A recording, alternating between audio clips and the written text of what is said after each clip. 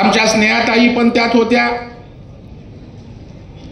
आणि 3 महिन्यामध्ये सरकारला आपण अभ्यास करून या स्वयं पुनर्विकासासाठी आणखी काय केलं पाहिजे हे सुचवावं, अशा प्रकारची अपेक्षा माननीय मुख्यमंत्र्यांनी केली। बांधवांनो आणि भगिनींनो, जाहीर झाल्यानंतर मी महाराष्ट्रभर फिरलो,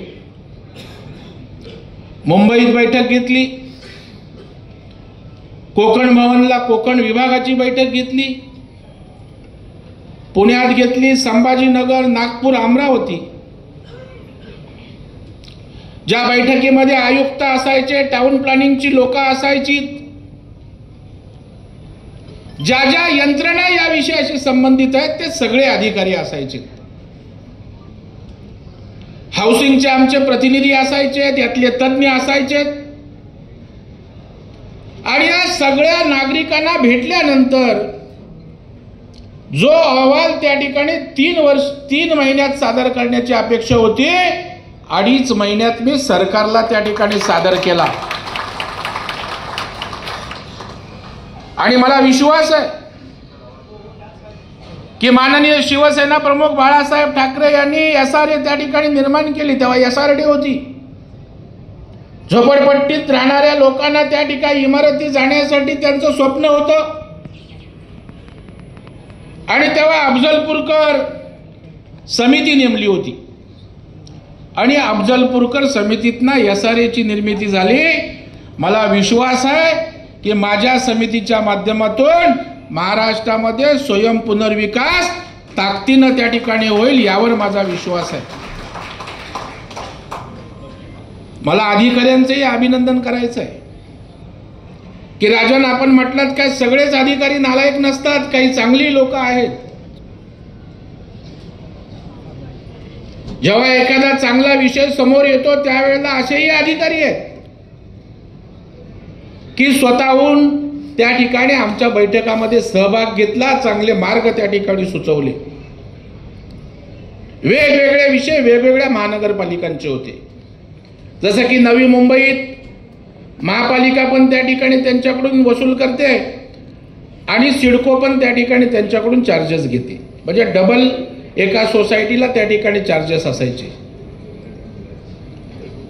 आणि अशा पद्धतीनं त्या ठिकाणी राज्याचे मुख्यमंत्री पाठीशी पूर्णपणे आहेत। मगाशी आपण जे सांगितलं, सगळ्यांनाच धाकधूक असते अधिकारी किती सपोर्ट करतात। आपल्याकडे जालिम उपाय देवेंद्र फडणवीस साहेब।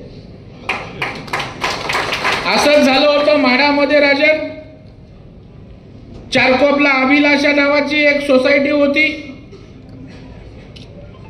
इतर त्या ठिकाणी आणखी 4 सोसायट्या होत्या, मी जाहीरपणे बोलतोय, आणि त्यांचं लीज रिन्युअल होतं।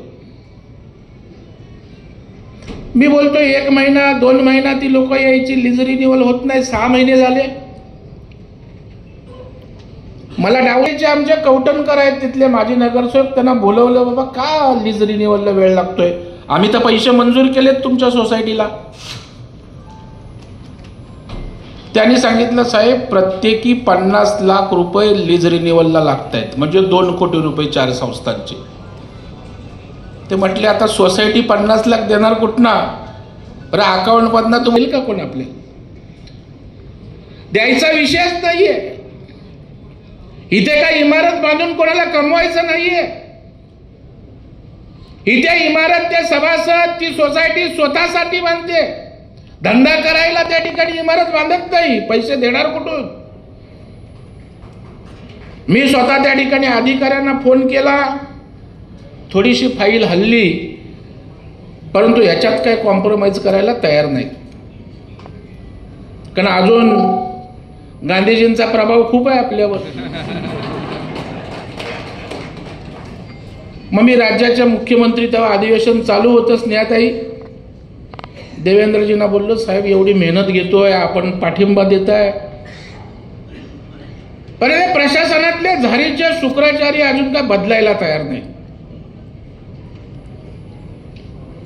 साहेबांनी त्या सीओला फोन केला तिथूनच लगेच माझ्या समोर, मी बोललो समोर साहेब करा, तो आता फाईली सही करेल, मी अधिवेशनात मांडणार आहे, त्याला सस्पेंड करून टाका. मी हाऊसमध्ये गेलो, प्रश्न मांडला, या 4 सोसायट्यांसाठी काय करताय. देवेंद्रजी उभे राहिले, त्या अधिकाऱ्याला मी निलंबित करीत आहे जाहीर करून टाकलं. सुतासारखे सगळे सरळ झाले, सगळ्या फाईल पटापट पटापट. आता तिकडे एक पण फाईल थांबत नाही. तुमच्याकडे असं कोणी केलं, स्नेहाताईने राजनला सांगा, त्या अधिकाऱ्याला घरी आपण त्या ठिकाणी पाठवू. आणि हे देवेंद्रजींनी सांगितलंय.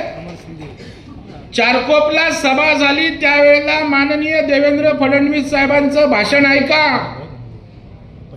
ते म्हणाले, मी स्वयंपुनर्विकास राईट टू सर्व्हिस खाली आणतोय. ही सेवा आहे. राईट टू सर्व्हिस म्हणजे सेवा समजून अधिकाऱ्यांनी काम करायचं आहे. आणि जो अधिकारी करणार नाही त्याला घरीच जायचं आहे, जाहीरपणे त्या ठिकाणी त्यांनी सांगितलं. मग तुम्ही चिंता करू नका. माझा फोन काय PCO आहे, कधी